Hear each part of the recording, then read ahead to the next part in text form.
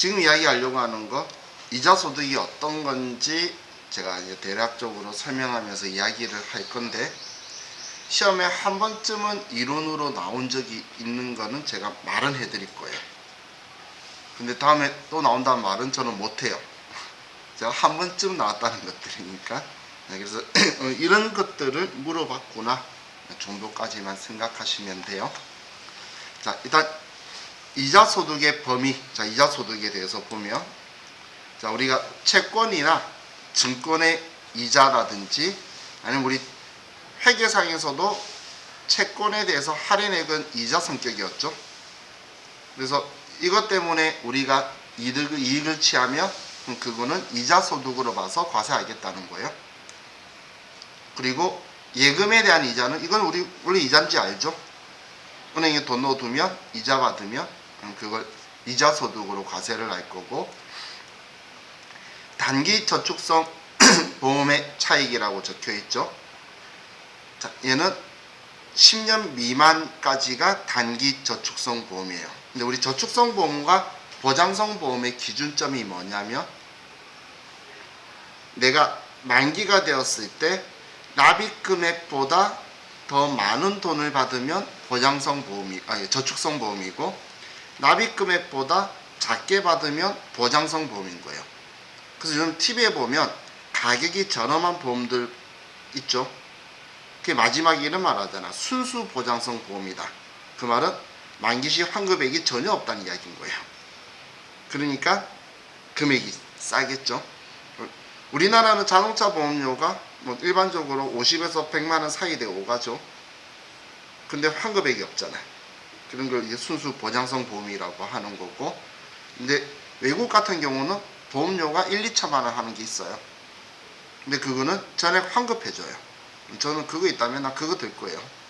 그죠? 그럼 전액 환급해주면 그 돈을 자기들이 어떻게 운용을 해서 이익을 내나 보지 뭐. 근데 그럼 내가 납입한 금액보다 돈을 더 많이 받으면 그 초과액이 있죠. 초과액을 이자 받은 걸로 하겠다는 거예요. 근데 제가 10년 미만이라고 한 이유가 10년 이상은 원래 비과세예요. 10년 이상은. 그래서 주위에서 대표적인 게 우리 어머니인데, 비과세 상품 좋은 게 나왔대. 엄마 기간이 어떻게 돼요? 그러면 15년, 20년, 마음속으로 원래 비과세인데 비과세 좋은 상품이 나왔대. 그래서 어머니한테 제가 옛날에 이야기했어요. 주위에서 그 걔네 어머니한테 뭐라고 할까봐 원래 비과세인데 뭐 좋은 상품이냐고. 그래서 이야기했는데도 안 통하더라고요. 아들한테도 좋은 상품 나왔다는데 비과세. 원래 10년 넘어가면 비과세예요. 자, 그리고 직장 공제에 초과 반환금. 자, 우리 직장 공제회가 요즘은 잘 없는데, 옛날에는 우리 회사에 뭔가 필요한 시설이나 이런 걸 만들기 위해서, 뭐 예를 들면 공장이 있는데 외진 곳에 있어서 마트가 없는 거예요. 그럼 구내 매점을 하나 만들면 우리 공장 직원들이 다 같이 편하겠죠. 그러면 월급에서 얼마씩 서로 각출하는 거예요. 매달 받을 때마다. 그럼 그 돈 가지고 이제 매점을 만들어서 매점을 운영을 해요. 그럼 그 매점을 운영할 때 우리 직원들이 쓰려고 만든 거니까 당연히 싸게 하지만 그래도 이익이 남겠죠. 근데 이 공제회라는 건 뭐냐면, 내가 회사를 그만두면 지금까지 내가 납부했던 돈은 전부 다 돌려줘요. 그럼 전부 다 돌려주는데, 그때 지금 내가 납부한 기간 동안에 운용 수익이 있으면 그것까지 같이 얹어서 주게 돼요. 그래서 아마 군인이나 공무원 같은 경우에 공무원 그 공제에도 있고 군인 공제에도 있는데, 교직원 공제 뭐 이런 것들이 있는데, 거기에서 그 돈을 운용한 수익만큼 해서 많이 줘요. 그 공제회에서 나온 거에 초과해서 받는 돈, 그걸 이자 소득으로 보겠다 그 이야기예요. 그래서 공제회에서 돈 나가는 걸 슬퍼할 필요는 없어요. 그리고 오히려 공제회는 소득률이, 그 이익률이, 수익률이 엄청 높죠. 군인들 보면 군인 공제 돈 구자 철들면 전액 다 납부하는 이유가, 그게 나중에 퇴직금보다 큰 힘을 발휘하거든. 다 빼면 그래요. 근데 남자들은 이제 비리로 쓰죠.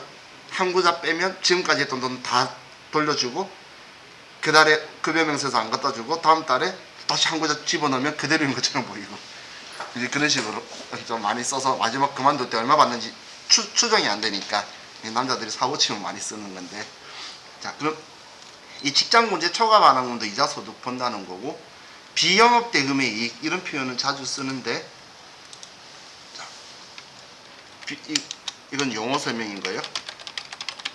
얘는 이렇게 끊어서 읽어보시면 돼요. 대금이라는 건 돈을 빌려주는 거고, 돈 빌려주는 행동이 영업활동이 아닌 자, 우리라든지 은행이 아닌데, 금융기관이 아닌데 이자 받는 걸 비영업대금의 이익이라고 하는 거예요. 은행은 영업대금인 거고, 은행이 아니면, 금융기관이 아니면 전부 다 비영업대금이겠죠. 그리고 이자 받는 거예요. 은행이 아닌데 이자 받은 걸 비영업대금이라고 해요. 이건 원천징수 세율이 높아요. 원래 금융기관의 영업대금의 원천징수는 14%인데 지방소득세 별도로 이야기하는 거예요. 비영업대금은 25%예요. 또 이거 공부했다고 친구한테 돈 빌려주고 원천징수하면 안 돼요. 여러분은 원천징수 의무자 아니에요. 이자 10만원 줘야 되는데 10만 5천원 주고 그러면 안 돼요. 자, 다음 우리 6번 7번은 뭐냐면, 그냥 한번 읽어보시면, 이자를 발생시키는 거래와 파생상품이 결합된 파생상품 거래 시이자, 위 소득과 유사한 소득으로 금전의 사용에 따른 대가의 성격이 있는 것. 종류가 많으니까 이렇게 쓰면서 포괄주의를 가미했다고 이야기한 거예요. 이렇게 해서 이제 포괄주의를 가미하고 있다, 이렇게 표현을 해요. 자, 수입시기라는 건, 이 수입시기가 올해면 내년 5월달에 세금 내야 되는 거다, 뭐 그런 개념이니까 그냥 한번 필요하신 분들은 보시면 되는데, 이 많은 수입 시기들 중에, 얘만이 아니고 모든 수입 시기 중에 어쩌다 한 번씩 나와요. 틀려라고 내는 건데, 근데 이거 가지고 얘를 막 외우고 할 건 절대 아니겠죠. 1년에 한 번 나올까 말까, 2년에 한 번 나올까 말까, 전체 소득 중에 종류별로 수입 시기를 한 번씩 낼 때가 있기는 해요. 그래서 그냥 얘는 이렇게 생각하시면 돼요. 일반적으로 원칙은 이자 소득을 받는 날, 지급받는 날인데, 그런데 통장이나 이런 것들이 있는 거는 그게 금액이 찍힌 날을 원본 전입 특약이 있는 경우, 원본에 전입된 날이라는 건 통장에 찍힌 날을 이야기하는 거고, 그리고 약정에 의하면 약정일을 쓴다.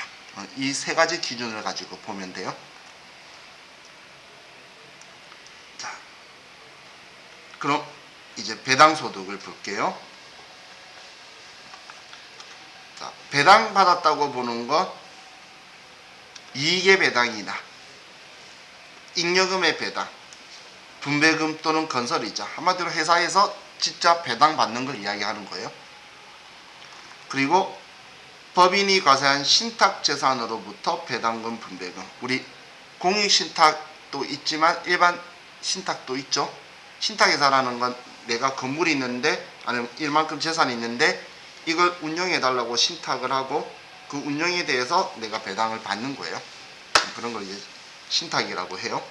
자, 그리고 의제 배당, 내가 실제로 배당 받은 건 아닌데 회사가 잉여금 자본 전입으로, 잉여금이란 건 주식 발행 초과금이나 이런 걸 자본금으로 전입을 하면 대변에 자본금이라고 뜨게 되겠죠. 그럼 그 주식을 내가 발행받은 걸로 나한테 주식이 들어오기 때문에 이걸 배당받은 걸로 알 거고, 인정배당이라는 건 뭐냐면, 내가 이 법인의 주주인데, 그런데 이 법인의 돈을 내가 쓰고 이자를 안 주겠죠. 이런 그림을 줄까요? 회사에? 자, 예를 들면 이거예요. 제가 투자자문회사를 하고 있는데 제 친구가 대표이사예요. 저는 지금 주주 형태로만 있고, 그런데 제가 다른 거한테 돈이 좀 필요하면 그 법인으로 해가지고 이야기해가지고 돈을 좀 빌려요. 그런데 그에 대한 이자를 제가 안 준다는 이야기예요.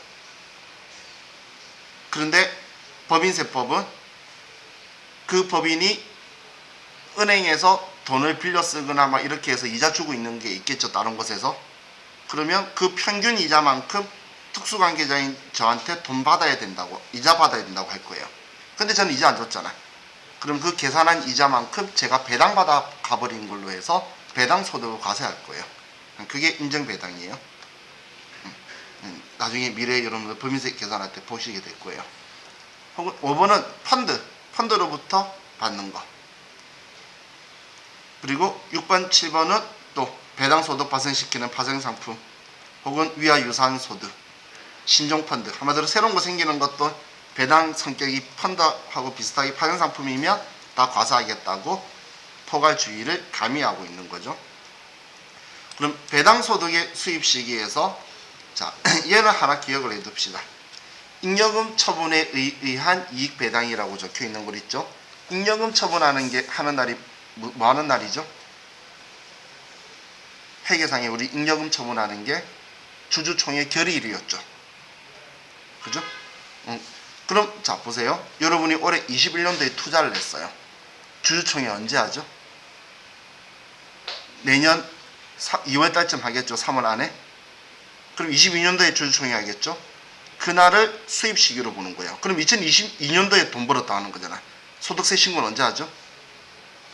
23년도 5월달에 하겠죠. 22년도에 번 거니까. 그래서 특이한 케이스죠. 투자는 올해 21년도에 했는데. 그래서 이거는 여러분 좀 기억해 두세요. 주주총회 결의를 수입 시기로 봐요. 주주총회 한날 결의를. 근데 결의해놓고서 이건 진짜 800점 1000점짜리예요. 결의하기로 했는데 배당을 못 해준 회사가 있죠. 그러면 결의일로부터 3개월 이내 원천징수에서 내야 돼서 대리 납부할 거예요. 법인이. 그만큼 그 해로 볼 거란 이야기예요. 자, 나머지는 우리 거의 다 결의 기준으로 잡고 간다라고 보시면 돼요. 그럼 우리 책에는 안 적혀 있는데 자 이제 좀 중요한 거 정리를 해드릴게요. 자 우리 금융소득이라는 건 이자소득 더하기 배당소득이라고 했죠. 이 금융소득은 자 먼저 필요 경비를 인정하지 않기 때문에 금융소득과 금융소득금액은 대체적으로 같은 금액이라는 거예요. 자, 이런 시험에 등장을 해요. 금융소득하고 금융소득은 비과세나 분리과세가 주로 없는 전제에서는 필요경비를 인정하지 않기 때문에 금융소득이나 금융소득 금액은 같은 금액으로 볼 거예요. 그러면 자 우리가 금융소득 금액 2천만원 이제 연자 안 붙일게요. 1년치를 가지고 이야기하는 거예요. 2천만원 이하는 분리과세 대상이에요. 분리과세 대상이 분리과세 된다라고 기억을 하세요.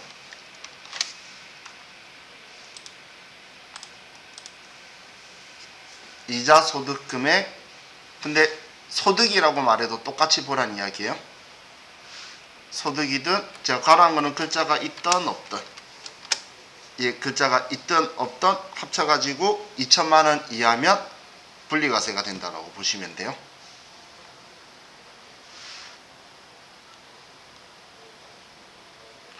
그럼 이 말을 다른 말로 하면 금융소득 2천만원 초과는 종합과세죠.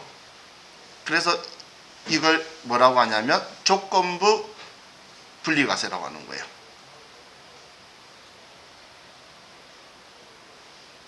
분리과세가 되려면 전제 조건이 뭐죠? 원천징수 당해야 되겠죠.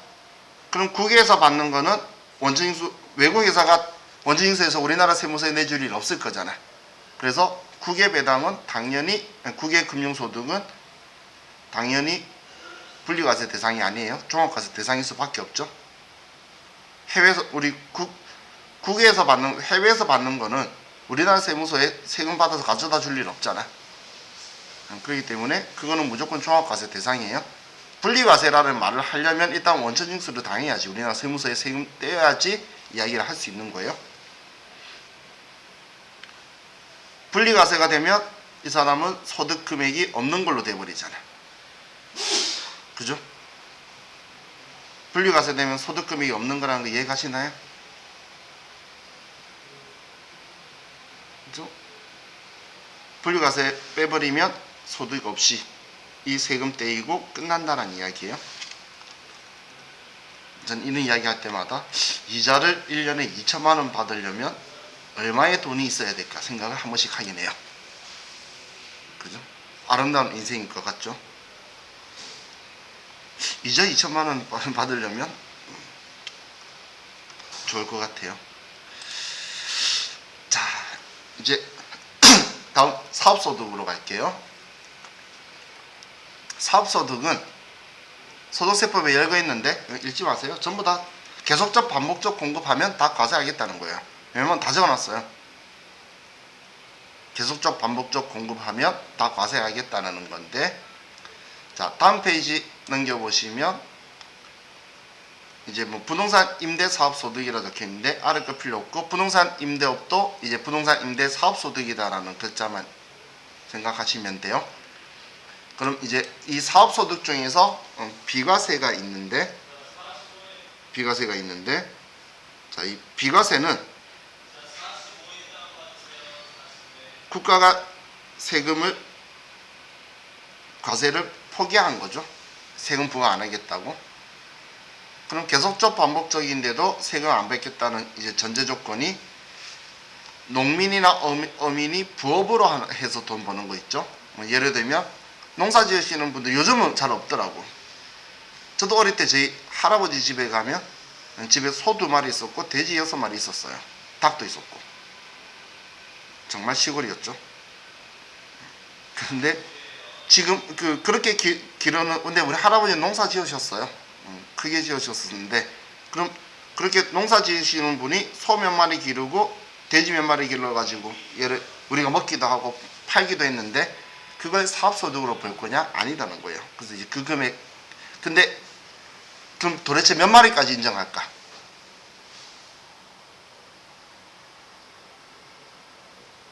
여러분이 그런 고민을 할까봐 세법 법전에는 소 몇 마리, 돼지 몇 마리, 닭 몇 마리, 마리수까지 딱 정해져 있어요.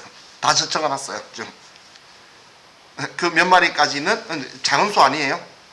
뭐 소가 300마리인가 500마리인가, 돼지가 몇백 마리. 내가 봤을 때 그건 사업이지. 그게 아니, 닭은 몇천 마리예요. 까지는 부업으로 봐주겠대. 그래서 저 정도 하면 사업 아닌가 이 생각도 해요. 몇 년 전에 개정되면서 소가 200마리에서 300마리로 늘었나 그래요. 그 비과세 하겠대. 근데 중요한 건 연간 이걸로 팔아서 5천만 원 이하. 정말 부업으로 보기에는 참 그죠? 근데 이거 말고도 여러분들 그 펜션하고 민박하고 차이가 있죠? 농어촌 그 지역 그 무슨 법인가? 그게 의해서 하는 게 민박이죠. 그죠? 그 민박은 비과세예요. 민박은. 그래서 어촌계에서 하잖아, 주로 보면. 여러분 바닷가 놀러 가시면 그래요. 자, 그리고 우리 전통주 제조하는 거, 전통주 제조라든지 아니면 조림기간 5년 이상 된 임지의 임목을 벌채 양도, 나무 말하는 거예요. 조림기간이라는 건 나무를 땅에 꽂아서 기른 기간이 5년이 넘은 나무를 우리 그냥 뿌리채 팔든 나무 잘라서 팔든 팔면은 연 600만 원까지는 비과세란 이야기예요. 그럼 나무 6개월 기른지 6년 이상 5년 이상 됐는지 어떻게 알아? 나이테? 그런 게 아니고 그 나무는 임목 등기라는 걸 할 수가 있어요. 그러면 임목 등기한 날로부터 이제 5년이 넘어가면 이 나무를 어떤 형태로 팔던 간에 600만 원까지는 비과세예요. 그래서 저도 제 아는 형님이 저기 남양주 쪽에 자기가 미래에 그래서 전원생활 하고 싶다고 땅 샀는데 사기당해서 집을 지을 수 없는 땅이어가지고 엉망진창이 됐는데, 근데 거기에다가 그래서 그 나무를 좀 심었어요. 우리 같이 한 사람당 10개씩 심자. 어차피 집 못 짓는 땅이니까. 그리고 옆에 큰 나무들이 있어서 그늘이 있는데 소나무를 지으면 햇빛이 똑바로 안 왔을 때 햇빛이 움직이는 방향에 따라 자기 마음대로 이렇게 크면, 그렇게 예쁘게 크면 비싸다며. 그래서 이제 누구 거 우리 이름 붙여놓고 이목등기 한번 해봤어요. 우리가. 그리고 그 다음부터 이제 무관심으로 있는데, 아는 형님이니까 가면 자기가 봐줄게라고 했는데 한번 가봤더니 자기 거만 보고 우리 걸 방치해뒀더라고.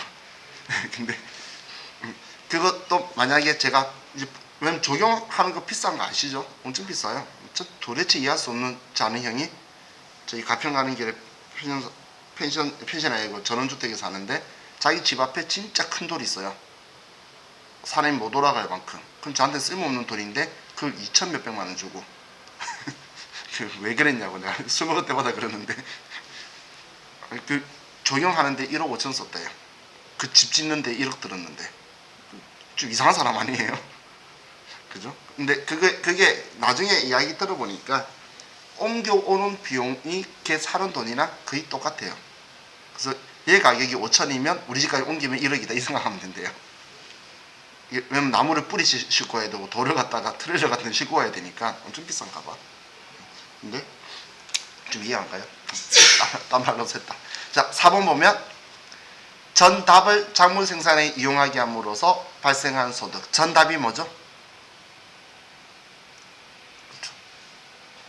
원래 사회생활 많이 하신 분은 알아요. 논밭인 거는 다 아시죠? 근데 논밭을 작물 생산에 이용하게 한다는 게, 논밭도 부동산이죠. 그러면 부동산 임대가 되는데 제가 농사를 짓는데 올해 농사를 못 짓겠는 거야. 그래서 그냥 다른 사람한테 너 농사 짓고 그냥 돈 얼마 주느냐 아니면 곡식을 달라고 한 거예요. 그런 거는 비과세 하겠다는 이야기예요. 근데 여기서 제일 중요한 건 작물 생산이지, 전답을 주차장으로 이용해서 받으면 그거는 사업소득으로 되는 비과세 대상이 아닌 거예요. 그래서 전답을 그대로 작물 생산에 써야지 비과세인 거예요. 그리고 부동산 임대 사업자가 1주택 소유자가 그 집을 세를 넣어서 살면, 새로 놓으면 그 월세 받는 거는 비과세라는 거예요. 그럼 당연히 우리 지금 9억 원 이걸 기준시가를 낮췄다 높였다 지금 막 그런 이야기 하는 거죠. 6억 원 내린댔다고 한댔다가 지금 이 이야기예요. 우리 시험 채트는 아니니까.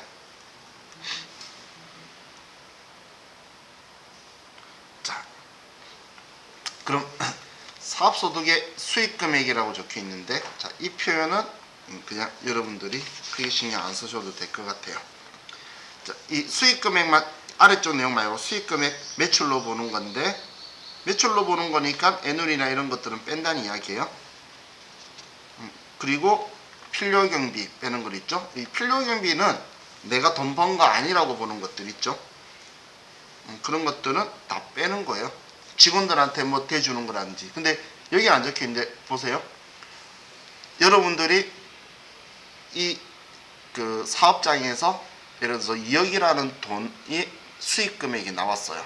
그게 매출액이 나온 거예요. 그런데 직원을 둘을 쓰고 있어요. 그럼 직원이 예를 들어 5천만 원 월급이라 그러면 그건 나한테 필요경비로 빠져야 되겠다. 내가 번 게 아니죠. 직원이 5천만 원 번 거에 대해서 자기가 돈 번 거 세금 내야지. 그 5천만 원 내가 번 게 아니죠. 내가 세금 낼 게 아니죠. 그래서 내 필요경비로 빠져요. 그럼 나 1억이 있는데 이 1억 중에 월세가 예를 들어 3천만 원 나갔어요. 그러면 그거는 월세를 받은 부동산 임대 사업소득 하는 사람의 소득이지 내가 세금 내면 안 되죠. 그래서 내 필요경비로 빠지는 거예요. 그러니까 내 필요경비로 빠지는 건 다른 사람의 소득으로 기속된 것들이라고 원리를 보시면 돼요. 그래서 실제 이제 내가 돈 남긴 거, 그게 나의 소득 금액이 되어서 할 거예요. 그럼 우리가 표현할 때는 뭐 포함시켜라를 산입해라고 하고 포함시키지 말라는 걸 불산입한다 이렇게 보시면 돼요. 불산입은 넣지 말라, 산입은 넣어라, 뭐 그런 이야기들이에요. 자, 그럼 이제 다음 페이지 넘겨가면, 자, 사업소득의 과세 방법이라고 적혀 있는데, 대부분 사업소득은 원천징수가 적용 안 된다 이 말이 사업장에 있는 사업소득자가 더 많겠죠. 가게를 하고 계신 분, 이런 분들이 훨씬 더 많을 거잖아. 그분들은 원천징수라는 게 없다라고 했죠. 자기가 부가가치를 창출하는 거니까. 그런데 의료보건 영역이나 아니면 인적 용역 이런 거는 이제 우리는 3% 제가 지방소득세 포함해서 3.3%라 그랬죠. 그리고 봉사료는 5%를 적용해서 하는 거예요. 그럼 사업소득은 원천인수 여부 관계없이 비과세 소득이 있다면 뺀 나머지는 분리과세가 없으니까 모두 종합과세 한다라고 적혀있죠. 그래서 제가 무조건 종합소득세 신고를 해야 된다는 거예요. 무조건 종합소득세 신고를 해야 한다는 게 종합과세 한다 이렇게 표현을 보시면 돼요. 다음 연금소득과 기타소득 중에 자 연금소득을 보면 자 연금소득은 일단 두 가지로 나눠요. 공적연금과 사적연금으로 나누는데 공적연금은 우리나라의 5대 공적연금 두 개를 동시에 넣을 수는 없어요. 일반적으로 우리는 국민연금, 공무원은 공무원연금, 그리고 우리 군인은 군인연금, 그리고 우체국 직원은 별정 우체국 직원에 대한 거, 그리고 학교 중에서 국립이 아닌 공립이라고 말하는 게 아닌 사립학교는 공무원이 아니에요.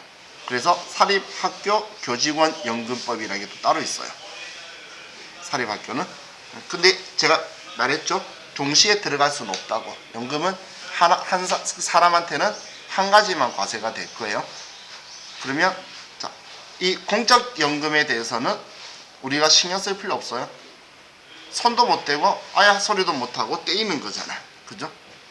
그럼 돈 벌었다고 이야기를 하면서 세금을 부과 안 할 거예요. 얘는.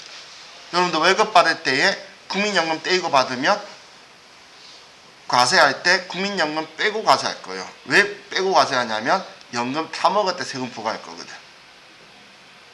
그러려고 지금 연금은 세금 부과 안 하고 그냥 다 빼는 거예요. 그럼 이제 사적연금 있죠. 그럼 사적연금이 있는데 이 사적연금이 보험회사에 납부하거나 그런 것들이에요. 사적연금이. 그럼 우리 퇴직금도 퇴직금을 일시불로 받으면 퇴직소득이고 연금 형태로 받으면 연금소득이에요. 그래서 여러분들이 회사 다니다가 그만두면 퇴직연금 상품에 가입돼 있으면 100이면 100 연금회사가 여러분한테 세금 이야기하면서 연금 형태로 연금상품에 가입하라고 유도하는 전화를 할 거예요. 그럼 세금 이야기를 할 거예요. 왜냐하면 근로소득세보다는 퇴직소득세가 싸지만 퇴직소득세보다는 연금소득세가 낮거든. 그러니까 세금 이야기하면서 유도를 할 거예요. 그럼 이 사적연금에 대해서 우리가 그 공적연금은 따로 공적연금만 받으면 연말정산이 돼요. 저 뒤쪽에 체크해 드릴게요. 자, 그럼 비과세 연금소득은 표현이 좀 어폐가 있을 수는 있겠지만 죽거나 다치거나 포로되어서 연금 받는 거 있죠. 그럼 국가가 위로금조로 주는 연금이잖아. 그걸 세금 부과하는 건 말이 안 되겠죠. 그래서 이거는 세금 부과 안 하는 비과세 연금소득은 그 내용밖에 없어요. 자, 읽어보면 자 그럼 연금소득에서 제가 기회비용 이야기하면서 필요경비조를 뺄 거라 그랬죠. 그럼 오른쪽에 보면 이거 외우는 거 아니에요. 연금소득은. 그럼 연금소득을 받게 되면 그 연금 1년간 받은 거에서 350만 원까지는 다 소득공제 빼서 세금 부과 안 하겠다는 거고, 그럼 300만 원 초과하는 돈에서 350만 원까지는 우리 40%만 빼주겠다는 이야기예요. 전부 다 빼주는 게 아니고. 그럼 얘네들 빼고 난 나머지 돈이 연금 소득 금액으로 넘어가는 거예요. 그럼 연금 소득에 대해서 일반적으로 우리 사적연금은 5%를 원천징수를 해요. 사적연금은 지급할 때, 보험회사가 줄 때. 그런데 우리 공적연금은 또 간이세액표에 의해서 원천징수를 해요. 간이세액표 어디서 들어봤죠? 오늘 저하고 이야기 한번 했는데, 월급 이야기가 됐죠? 그것처럼 얘도 간이세액표에 의해서 원천징수한다는 건 얘만 따로 있다면 공적연금만 있고 다른 소득이 없으면 연말정산으로 그냥 납세 의무를 종결한다. 이 말은 종합소득세 신고 안 해도 된다는 이야기예요. 공적연금 소득만 있는 경우에요. 이건 1월달에 하는 거예요. 2월달이 아니고 근로소득이 2월이고 이건 1월달에 할 거예요. 여러분 부모님은 있을 수 있겠죠. 공무원이셨던 부모님이 이제 정년퇴직하고 연금 받으시면은 그것만 소득이 있으시면 1월 달에 연말정산으로 끝낸다는 이야기예요. 자, 그리고 이거 말고 다른 소득이 있다면 그냥 확정신고해야 된다는 건 종합소득신고 해야 된다 그 이야기예요. 지금 5월 달에. 그런데 자, 예, 기억해 둘게요.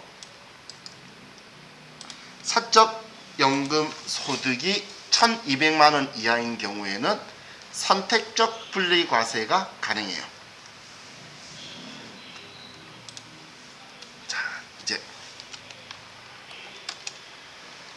연금 소득에서 사적 연금 소득 1200만 원 이하는 분리과세가 된다는 거예요. 자, 얘도 기억하고.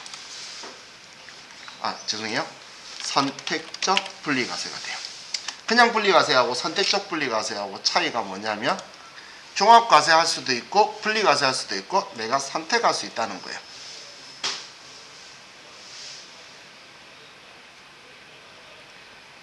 자, 종합과세의 최저세율은 6%예요. 그런데 사적연금은 원천징수가 5%예요. 그럼 둘 다 똑같이 세금 내야 된다면 1200 이하면 그냥 분리과세를 선택하는 게 유리하겠죠. 그걸로 납세의무 끝내겠다고. 근데 봤더니 최저세율이 6%이긴 한데 내가 인적공제 같은 공제를 많이 받을 수 있는 거야.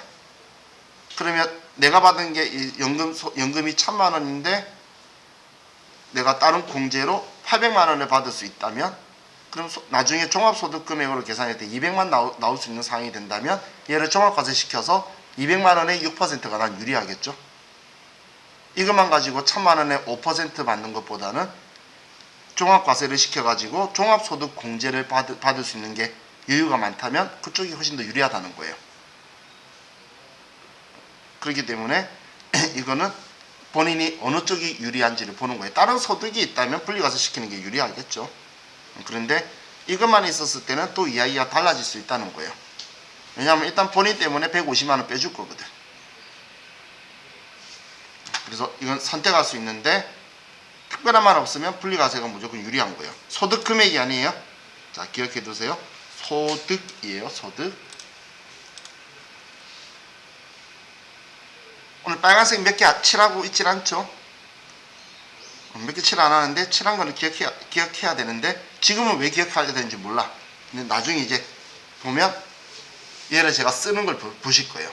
그럼 그때 다시 정리하시면 돼요. 그때 이것 때문에 제가 빨간색으로 해뒀구나 이렇게 생각하시면 돼요. 자, 다음 이제 기타 소득 볼게요. 기타 소득은 어쩌다 간헐적으로 발생하는 거예요. 자, 지금 여러분 중에서 수업하는 일이 여러분의 그 주된 일이 아니시다는 전제하에 그럼 저는 지금 수업하는 일이 주된 일이죠. 그럼 저는 이 돈을 받는 게 사업소득인데 여러분이 알고 있는 지식이나 아니 지금 공부한 걸 누군가한테 하루 정도 알려줬더니 그 사람이 여러분한테 돈을 준 거예요. 그거는 어쩌다 한번 간헐적으로 발생한 거죠. 그런 걸 기타 소득이라고 하는 거예요. 그걸 이제 일시적 강연이라고 표현을 하고 계속적 반복적이면 사업소득이고 고용관계에 들어가 있으면 근로소득인 거고 그냥 어쩌다 한번 그냥 한 거면 해서 받으면 기타 소득이 되는 거예요. 혹은 여러분들이 글을 잘 쓰시는 분이 어디 원고를 제 방송국에 내어서 원고료를 한 번 되어 가지고 받았어요. 그러면 그건 어쩌다 한 번씩 받은 거죠. 그런 건 기타 소득인 거예요. 근데 TV 그 드라마 작가 있죠? 옛날에 저도 깜짝 놀랐는데 그 김수현 작가? 난 김수현이라는 사람이 남자인지 여자인지도 처음에 몰랐어요. 그랬다 뒤늦게 남자를 보고 그 남자가? 그랬는데 봤더니 다른 할머니더라고. 근데 그분이 드라마 한 회에 1억씩 받는데요. 한 회. 전체가 아니고 하루 나가는 그냥. 그래서 그 할머니가 멋있어 보이더라고. 근데 그분은 사업소득이겠죠. 누가 봐도 뭐 유명한 작품이 많다 그러던데. 제가 드라마를 안 봐요.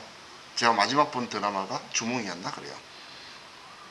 주몽 소선호 아시나요? 저도 그거 봤어요. 드라마 보면 나 계속 드라마 기다리고 있는 내 자신이 한심스러워서 그다음부터 드라마를 안 보기 시작했어요. 옛날 주몽아 때 밤에 끝나고 와서 늦게 끝나니까 정규 방송 못 보니까 새벽에 불법 다운로드 뜰 때까지 기다려가지고 그거 보고 자는 내 자신이 너무 한심스럽더라고. 다음날 힘들어 죽겠고 그래서 안 보는 거예요. 자, 다음 또 우리 그 상금 받는 거 있죠? 경진대회 같은 거에서 상금을 내가 계속적으로 매일 받을 수는 없죠. 어쩌다 한번 받겠죠. 여러분이 미스 코리아 대회 나가서 받는 거 그게 사업소득인 사람이 어디 있어? 한 번 상 받고 그 다음 안 되겠죠. 그런 것들이 기타 소득인 거예요. 복권, 제가 복권 당첨 소득이 사업 소득인 자는 제 인생이 제일 부러운 사람이 될 수도 있겠죠. 그런 사람들은 어쩌다 한번 일어나는 기타 소득인 거예요. 노름들. 그런데 그리고 퇴직 후 수령하는, 이거는 참고로 용어 잘 보세요. 퇴직 후 전, 퇴직 후에 직무발명 보상금을 그 회사로부터 받으면 기타 소득이고, 퇴직 전에 받으면 근로소득인 거예요. 회사 다니고 있는 중에 직무발명 보상금은 근로소득이고, 퇴직 후에 받으면 우리 기타 소득이 돼요. 여러분이 뭔가 발명을 했는데 그에 대한 대가를 받기로 한 건 회사 그만두기 전에 받으면 근로소득, 회사 그만두고 받으면 퇴직소득, 기타 소득이다 그 이야기예요. 그리고 알선 수재, 사례금, 혹은 뇌물도 다 기타 소득이에요. 그럼 우리 법인세법 규정에 의한 기타 소득, 인정 기타 소득이라는 건 회사하고 관계가 없는 자가 어쩌다 한번 그 이익을 취해가는 경우 있죠. 예를 들면 제가 대표이사인데 제가 출장 가면서 가족을 데리고 간 거예요. 뭐 자녀나. 그러면서 그 가족의 그 경비를 회사 돈으로 써버리면 그 돈만큼 그 가족들한테 기타 소득이 발생한 거로 소득 처분해버려요. 그 가족이 계속적 반복적으로 와서 뭐 가져가는 것도 아니고 우리 직원도 아니잖아. 어쩌다 한번 득치했죠. 그러면 기타 소득으로 처리하는 이런 것들이에요. 그럼 이런 것들을 기타 소득이라고 하는 건데, 자, 비과세에서 비과세 기타 소득에서 뭐 국가유공자, 국가보험 포로 이런 건 뭐 여러분들이 누가 봐도 당연한 건데, 자, 이제 종업원이나 학교 교직원이 퇴직한 후에 받거나 하는 이런 보상금 있죠. 이거는 500만 원까지 비과세예요. 500만 원까지 이거는 비과세를 하고 있다라고 보시면 돼요. 근데 얘 표현이 좀 애매하게 적혀 있는데 얘만 말고 기타 소득에서 퇴직 후 수령하는 직무 발명 보상금도 500만 원 이하는 비과세예요. 분리과세가 비과세, 세금 부과 안 할 거란 이야기예요. 예를 들어 700만 원 받으면 200만 원만 세금 낼 거예요. 200만 원만. 이것들은 다 빨간색으로 할 거예요. 더 있기 때문에 더 쓰고 제가 설명을 할게요.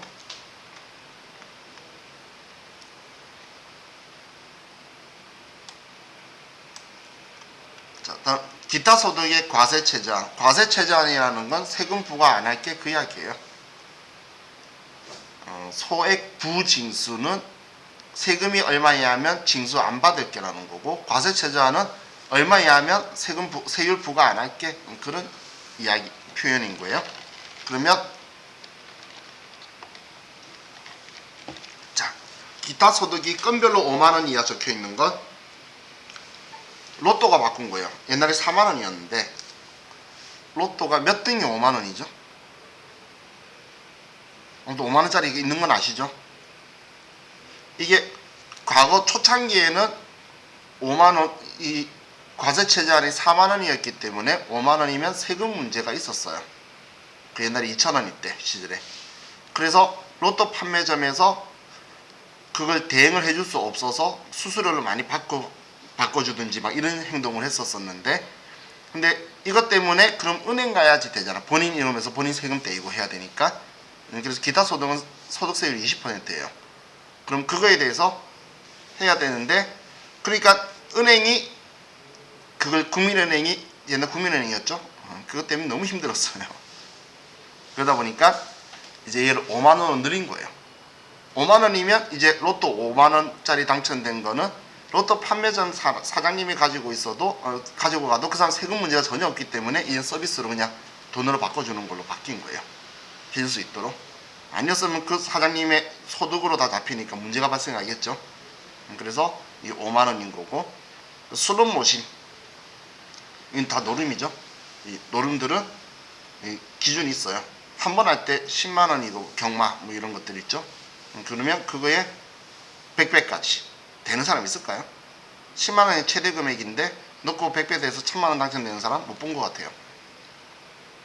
저도 그 과천에 경마장에 2번 가봤는데 아는 형님이 참 말을 사랑해가지고 계속 가자고 해가지고 한 2번 따라 가봤는데 와 진짜 영화 같더라고. 말이 출발하니까 정말 영화처럼 갑자기 사람들이 와 하고 일어나더라고. 정말 신기했어요. 근데 저는 노름에서 잘 안 잃어요. 근데 많이 따는 것도 아니고 잘 안 잃는 이유가 전 노름을 안 좋아해요. 저는 노름 항상 이런 식으로 해요. 만원 걸어서 걸면 2만원 걸고 걸면 4만원 걸고 걸면 8만원 걸고 걸면 16만원 걸고 걸면 저는 계속 걸어요. 그럼 마지막 따면 만원 따는 거예요. 그런 식으로 그냥 돈 가지고 재미삼아 계속 돌려서 나중 그때도 갔을 때 저는 4만원 얼마가 땄는데 옆에 있는 형님은 30만원 잃었더라고. 나보고 가자 꼬시는 형님은 유혹이 저는 작고 그분은 유혹이 커서 그런 거죠. 저는 배당률 엄청 낮은 거에 걸고 그 형님은 누가 봐도 상상의 나래 이런 데들 걸더라고. 그러니까 안 되지. 저는 배당률이 1.02 뭐 이런 데 걸어요. 그래도 안 될까봐 잘 안 그러는데 전 강원랜드에서도 돈 딴 사람이에요. 그래서 방금 제가 말한 원리 있죠. 한 개 칩 넣고 올리고 안 되면 2개 올리고 같은 데 계속 4개 올리고 8개 올리고 그럼 결국은 칩 한 개 따는 거야. 그래서 할 때 저는 돈을 많이 가지고 가요. 왜냐면 2배 가다 보면 빨리 증가되는 거 아시죠? 제곱으로 가면. 그래서 운이 없으면 좀 많이 올라가요. 근데 나중 갈 때는 그래도 차비나 밥값 나오니까. 자, 노름은 안 좋은 거예요. 그죠? 자, 그럼 소득금액의 계산에서 자, 이제 중요한 거예요. 무조건 분리과세. 여기에서 딴 것 말고 이거. 왜냐면 우리 시험에서 가족과 부모님이 계속 로또에 당첨될 거예요. 복권에. 그렇기 때문에 자, 얘를 기억해야 돼요. 자, 책에 적혀 있지만 자, 복권 당첨금은 무조건 분리과세다. 일부러 초반부터 제가 이야기한 거예요. 얘를 복권 든 게 시험에 자주 언급하거든. 그러면 분리과세가 되면 소득금액이 없는 거죠. 그죠? 소득금액이 없는 거예요. 그리고 이 기타 소득 금액이 300만원 이하는 선택적 분리과세가 가능해요. 예, 다 기억하셔야 되고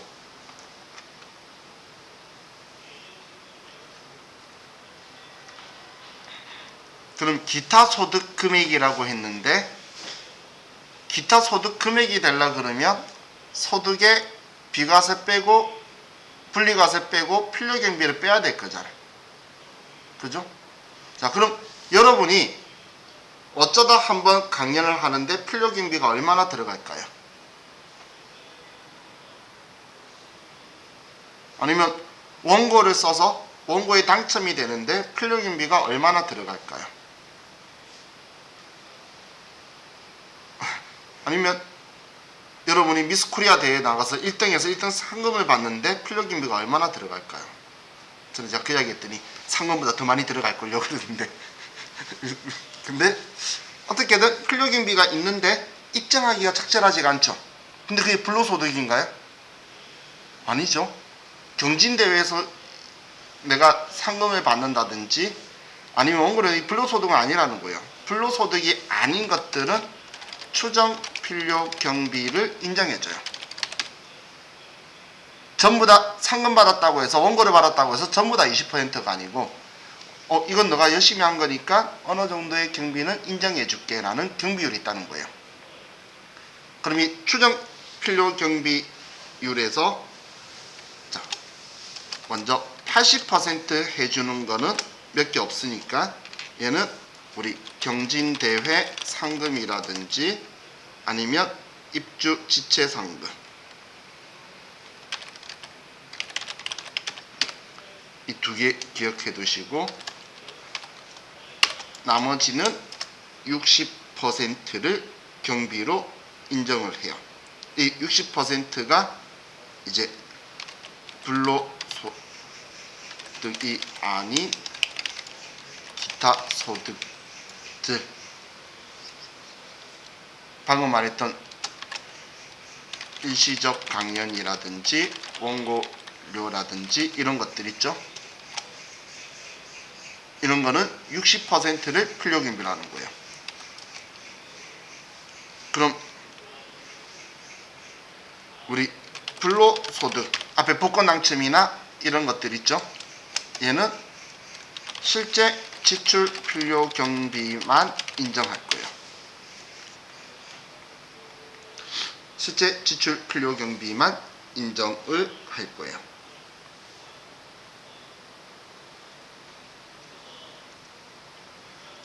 복권당첨금 필요 경비 얼마일까요? 1,000원이죠. 한 게임에 1,000원 들어가잖아. 그러면 1,000원 빼고 계산하는 거예요. 실제 내가 그를 위해서 투입한 돈 있죠? 그럼 불로소득이니까. 자, 그래서 자 여기에 얘네들을 기억하셔야 돼요. 왜냐면 자 내가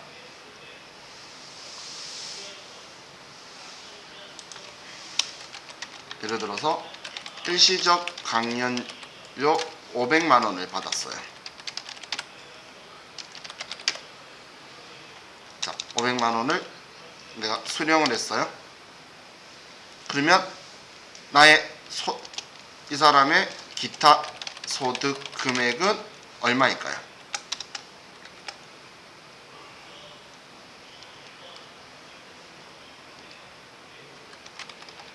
200만원이 되죠. 왜냐하면 자, 기타 소득이 500만원이고 필요 경비가 60%니까 5, 6, 30, 300만원이죠. 그러면 기타 소득 금액은 200만원이 된다는 이야기예요. 이해가시나요? 그럼 이 사람은 내가 만약에 내가 아니고 가족이라면 200만원이면 300만원 이하니까 분리가세가 된다 그 이야기예요. 지금 얘는 그럼 소득 금액으로 만들기 위해서 제가 60%를 기억하라는데 가끔 상금이 나와요. 상금은 80%. 이거는 이론에 하다 나오고 60%는 실기 때 자주 나오니까 제가 지금 빨간색 한 거는 거의 다 실기용이에요. 이론에 필요한 게 아니고.